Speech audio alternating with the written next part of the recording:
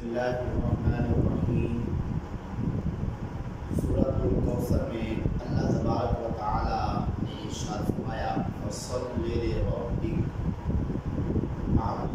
आप अपने रब के लिए नमाज पढ़ें। कौन सी नमाज? नमाज ईद।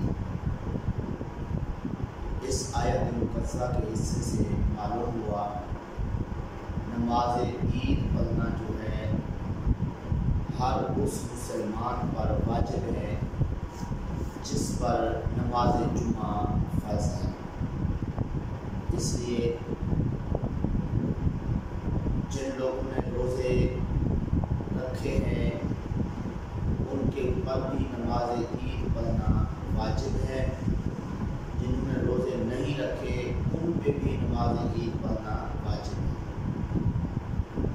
इस गलत फहमी में कोई ना रहे कि चूँकि रोज़े नहीं रखे तो इसलिए नमाज ईद पढ़ना हमारे लिए वाजिब नहीं। इसलिए जिन जिन लोगों पर नमाज जुमा फ़र्ज़ है उन पे नमाज ईद पढ़ना वाजिब है, सुन्नत नहीं। ज़रा और से सुन लिए, नमाज ईद पढ़ना क्या है? वाजिब है। इसलिए नमाज ईद पढ़ने का भी एहतमाम किया जाए और इसको ज़रूरी समझा भी जाए। और इसके अलावा नमाज ईद पढ़ने के लिए जाने से पहले कुछ चीज़ें सुन्नत हैं, वो ज़रा तवज्जो से समाअत फरमा लीजिए। सबसे पहले नमाज ईद की तैयारी में गुस्ल करना है। गुस्ल करना आका करीम सल्लल्लाहु अलैहि वसल्लम की सुन्नत है। इसी तरह हजामत करवाना, नाखून तरशवाना, और ये नाखून तरशवाने का जो सुन्नत तरीका है ये भी ज़रा तवज्जो से समाअत फरमा लीजिए। दाएं हाथ की शहादत वाली उंगली से शुरू करना है, यानी ये ज़रा तवज्जो से देखें सही। ये दाएं हाथ है, इसकी शहादत वाली उंगली, इससे शुरू करना है, छोटी उंगली पे पहुंचना है, फिर उसके बाद बाएं हाथ की छोटी उंगली से शुरू करना है और बाएं हाथ के अंगूठे पर जो है वो ख़त्म करना है।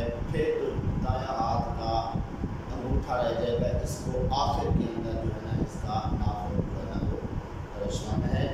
इस तरह एक तो ईद वाले दिन नाखून तरशवाना अलग से सुन्नत, और जिस तरीके से नाखून तरशवाना है वो अलग से सुन्नत है।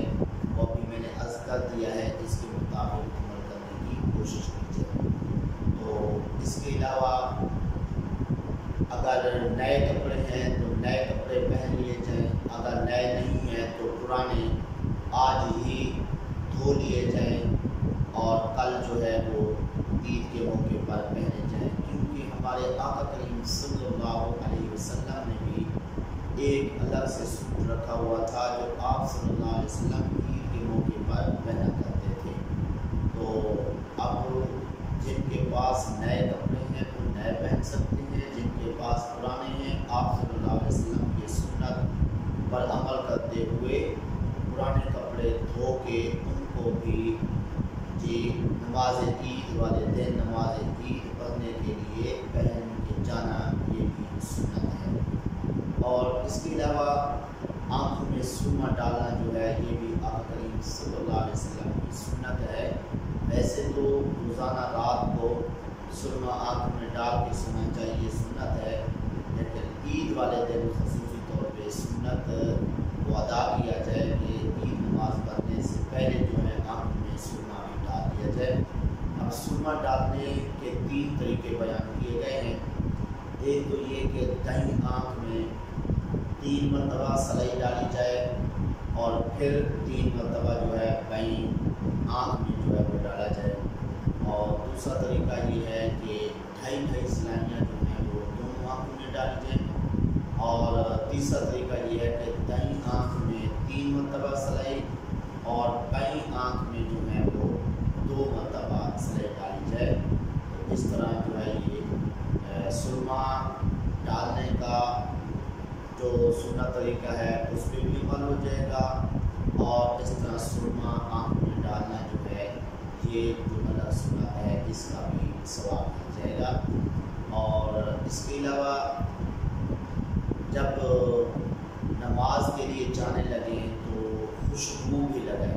खुशबू भी आका करीम सल्लल्लाहु अलैहि वसल्लम की सुन्नत है और ऐसी प्यारी सुन्नत है कि अगर कोई खुशबू किसी को दे तो उसको रद्द नहीं करना चाहिए, वरना आका करीम सल्लल्लाहु अलैहि वसल्लम की नाफरमानी करने वाला बंदा जो है वो शुमार होगा। इसलिए खुशबू भी हो सके आज ही खरीद कर लें ताकि कल जो है ईद नमाज से पहले ये खुशबू लगाकर आका करीम सल्लल्लाहु अलैहि वसल्लम की सुन्नत अदा कर सकें। और नमाज ईद के लिए जाने से पहले अंगूठी जो है वो भी पहन लेना आका करीम सल्लल्लाहु अलैहि वसल्लम की सुन्नत है। लेकिन अंगूठी के बारे में ज़रा तवज्जो से समाअत फरमा लीजिए कि अंगूठी चांदी की पहननी है, सोने की नहीं। सोने की अंगूठी पहनना मर्द पर हमेशा के लिए हराम है।